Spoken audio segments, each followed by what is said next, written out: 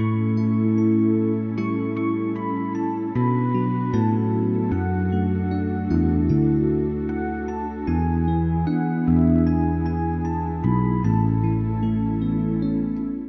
여러분, 안녕하세요. 오늘은 마가복음 11장 27절에서 33절까지를 본문으로 하여 순종해야 할 참된 권위라는 제목으로 말씀을 나누겠습니다. 태초에 하나님이 천지 만물을 창조하실 때 인간에게는 바다의 물고기와 하늘의 새와 땅에 움직이는 모든 생물을 다스리는 특별한 권위를 부여하셨습니다. 그런 후에 아담과 하와를 에덴 동산에 두시며 그 권위를 행사함에 한 가지 제한을 두셨는데 그것이 선악을 알게 하는 나무의 열매를 먹지 말라는 것이었습니다.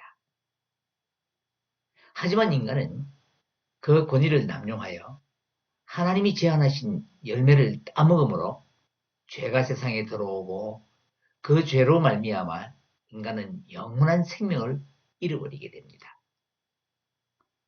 이처럼 인간이 세상에서 어떤 권위를 갖고자 하는 것은 하나님이 허락하신 본능이지만 주어진 권위를 오남용하면 그 권위로 말미암아 결국에는 망하게 되는 것입니다.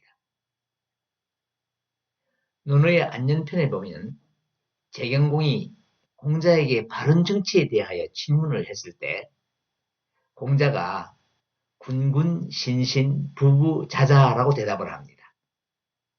이 말은 임금은 임금답게, 신하는 신하답게, 아버지는 아버지답게, 아들은 아들답게 책임을 다하면 모든 정사가 편안하다는 뜻입니다. 이렇게 다음은 권위의 가장 기본이 되는 덕목입니다. 다시 말하면 권위는 권력이 아니라 그 위치에 맞는 내용이 채워져서 발휘되는 능력이라는 것입니다. 오늘 본문은 주어진 권위를 오남용하여 자신들의 기득권을 지키려는 종교 지도자들과 예수님과의 권위에 대한 논쟁에 관한 내용입니다. 이 말씀을 통하여 우리가 순종해야 할 참된 권위에 대하여 살펴보려고 합니다.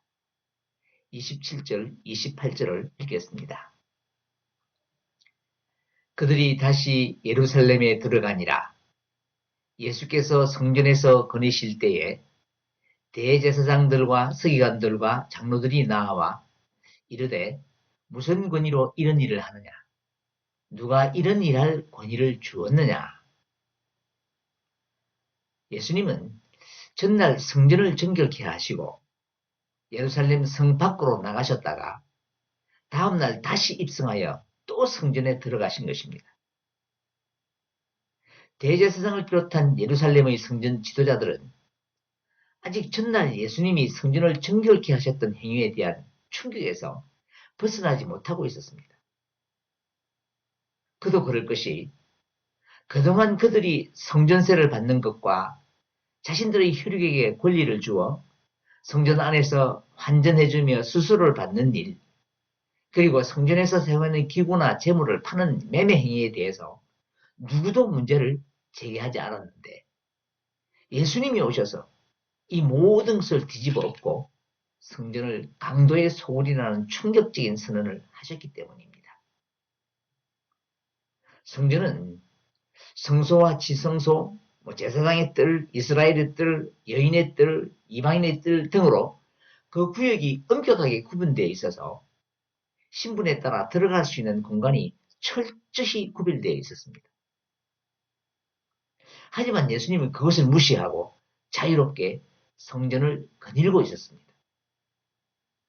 그런데 성전에서 거니실 때라는 표현은 본문에만 있고 마태복음과 누가복음의 병행구절에는 예수님이 무리를 가르치셨다고 기록하고 있습니다. 그러니까 주님은 할 일이 없어서 성전을 폐하신 것이 아니라 성전에서 백성들을 가르치시고 복음을 전하신 것인데 마가가 그 모습을 간략하게 건드렸다고 표현한 것입니다. 당시 성전과 관련한 모든 권한은 사내들인 공회가 소유하고 있었습니다. 그런데 그 구성원이 대제사장들과 서기관들 그리고 장로들입니다. 그러므로 성전의 실질적인 모든 권한은 그들이 다 가지고 있었던 것입니다. 그러지 않아도 전날 성전을 더럽히는 자들을 내쫓으신 일로 예수님이 그들의 눈에 가시와 같은 존재였는데 또다시 자신들의 허락도 받지 않고 성전에서 백성들을 가르치고 있었던 것입니다.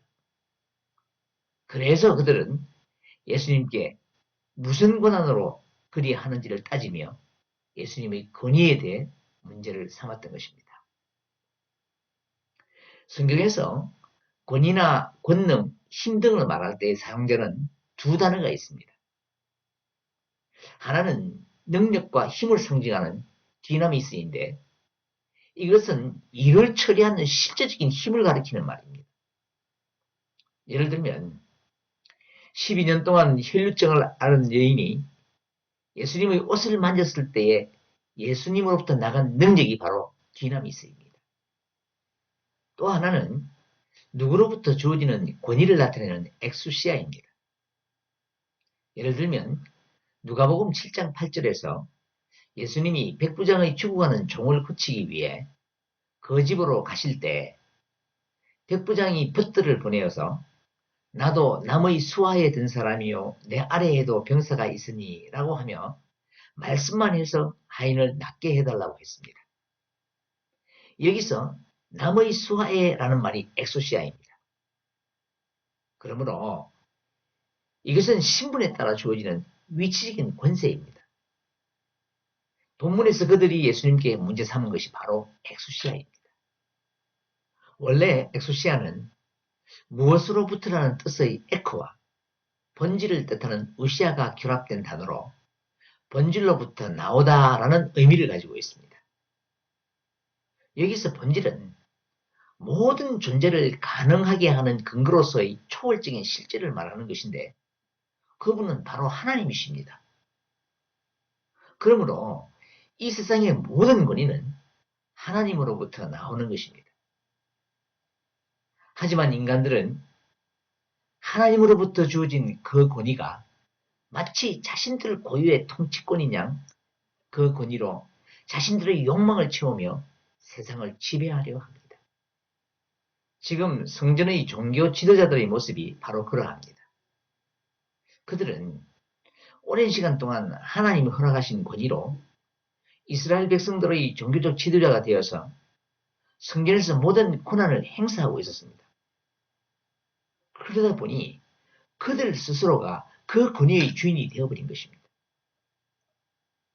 그런데 오늘날 가끔 우리 교회들에서도 이런 일이 벌어지고 있어서 참 안타깝습니다.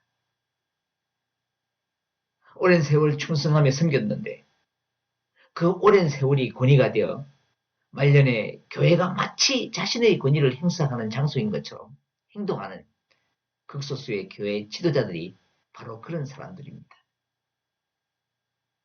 지금 대제사장들과 서기관들과 장로들은 자신들이 엑소시아의 주인이 되어서 그들의 권위를 무시하는 예수님의 권위가 무엇인지를 묻고 그 권위를 누가 주었나는 것입니다. 그들이 이렇게 질문한 것은 예수님의 권위가 궁금해서 한 것이 아닙니다. 그 질문은 예수님을 무너뜨리기 위한 교묘한 술책입니다. 당시에 이스라엘에서는 사내들인 공회가 권위의 최상위에 있었기 때문에 사내들인 공회와 뜻을 달리하는 예수님이 그 권위를 뛰어넘기 위해서는 하나님의 권위를 힘입었다고 말할 수밖에 없었습니다. 그래서 그들은 예수님이 이러한 대답을 하시도록 유도하는 질문을 한 것입니다.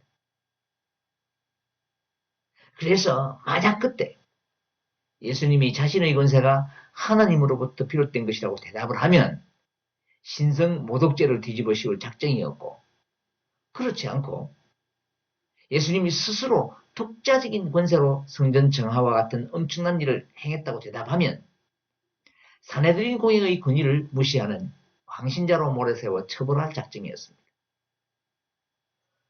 그런데 예수님은 그들의 질문에 대해 직접적인 대답을 피하신 채 오히려 세례 요한의 권세가 어디서 비롯되었는지를 반문하시므로 그 음모에서 벗어납니다.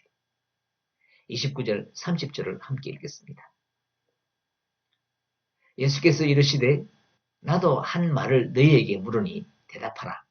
그리하면 나도 무슨 권위로 이런 일을 하는지 이르리라. 요한의 세례가 하늘로부터냐 사람으로부터냐 내게 대답하라. 그들은 예수님을 정죄하기 위해 그럴듯한 꾀를 꾸몄지만 오히려 자신들이 진퇴양난에 처하고 말았습니다. 사실 예수님의 이 질문은 단지 그들의 입을 막기 위한 것만은 아니었습니다. 예수님은 그들의 잘못된 신앙관의 전복을 찌른 것이었습니다. 누가복음 1장의 기록을 보면 세례요한은 제사장 사가랴의 아들로 태어났습니다.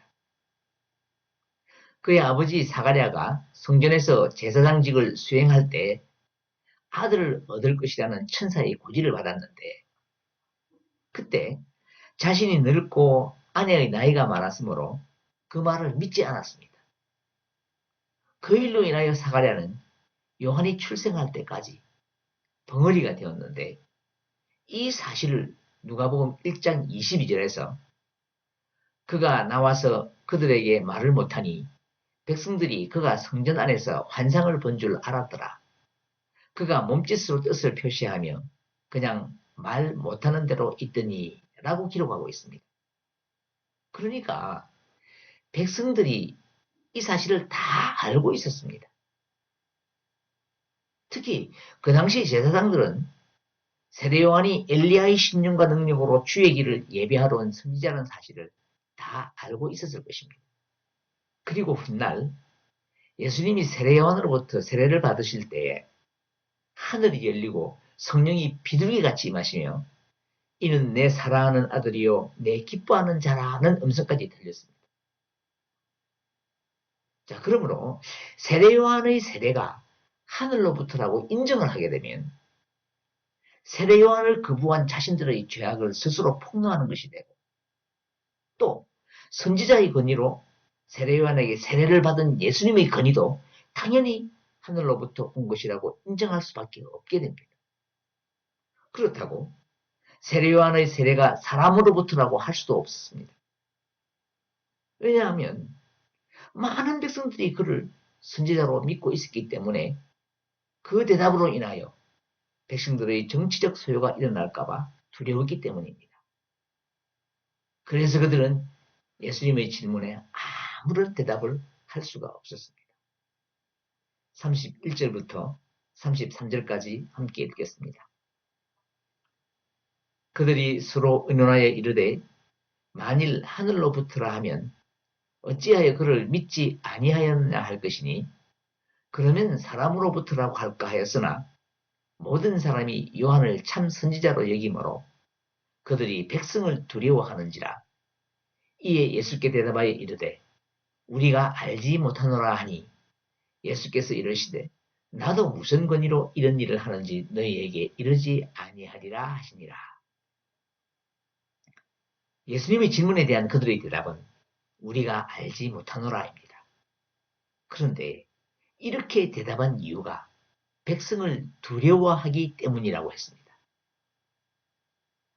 마땅히 하나님을 두려워하고 하나님의 집인 성전을 책임져야 하는 자들이 백성이 두려워서 할 말을 할 수 없다면 그들은 이미 성전을 관리하고 다스릴 만한 권위가 없는 자들입니다. 결국 그들 스스로가 자신들이 성전을 관리할 권위가 없다는 것을 밝힌 꼴이 된 것입니다. 그리고 예수님의 이러한 질문에 대답하지 못함으로 인해서 백성들이 믿고 있던 바와 같이 세례 요한의 권위가 하나님으로부터 온 것이라는 사실을 부인하지 못했습니다. 그러므로 결국 예수님의 권위도 하나님에게 근거해 있다는 것을 시인하는 결과가 된 것입니다. 이렇게 종교적 권위주의에 빠져 그 권력을 탐닉하던 예루살렘 성전의 대제사장들과 서기관들 그리고 장로들은 그들의 잘못된 권위를 지키기 위해 진리이신 예수님을 대적하다가 스스로 올무에 빠져 아무 말도 못하는 처지가 되어버린 것입니다. 구약성경 말라기 3장 1절을 보면 메시아가 성전에 호련히 임하시리라는 말씀이 있습니다. 찾아서 함께 읽겠습니다. 만군의 여호와가 이르노라. 보라, 내가 내 사자를 보내리니 그가 내 앞에서 길을 준비할 것이요 또 너희가 구하는 바 주가 갑자기 그의 성전에 임하시리니 곧 너희가 사모하는 바 언약의 사자가 임하실 것이라. 예루살렘 성전 지도자들은 평생 성경을 연구하며 살아온 사람들이기 때문에 이 말씀을 잘 알고 있었습니다. 그리고 그 예언의 말씀이 지금 예수님으로 말미암아 성취되고 있었는데 그들은 그 진리를 깨닫지 못하고 성전에 임하신 메시아를 대적한 것입니다. 그 이유가 종교적 권위주의가 그들의 눈을 가리고 있어서 메시아는 보이지 않고 자기들의 권위만 보였기 때문입니다. 이제 말씀을 맺겠습니다. 이 세상의 모든 권위는 인간의 것이 아니라 하나님으로부터 주어진 것이며 그 권위를 행사하면 반드시 하나님이 허락하신 범위와 한계가 있는 것입니다. 그런데 인간은 하나님이 주신 권위로 권위주의를 만들어서 군림하며 허락하신 범위와 한계를 넘는 죄를 범하고 있습니다. 이것이 바로 교만이고 타락입니다. 더욱 안타까운 것은 이러한 교만과 타락이 오늘날 성도들과 교회 안에서도 일어나고 있다는 것입니다. 교회 직분의 권위는 모두 하나님이 교회를 바르게 세우고 질서를 유지하라고 주신 것들입니다. 그런데 그 권위를 마치 세상의 권세처럼 여기며 예루살렘 성전 지도자들과 같은 어리석음을 범하는 것입니다. 사랑하는 여러분, 하나님이 허락하신 권위는 내가 마음대로 행사하는 권력이 아닙니다. 그리고 그 권위를 내게 주신 이유와 목적이 반드시 있습니다. 그러므로 성도는 권위를 주신 하나님의 목적이 무엇인지를 살펴서 하나님의 권위에 순종하며 그 뜻을 이루어가야 합니다. 사도 바울은 로마서 13장 1절에서 각 사람 위에 있는 권세들에게 복종하라.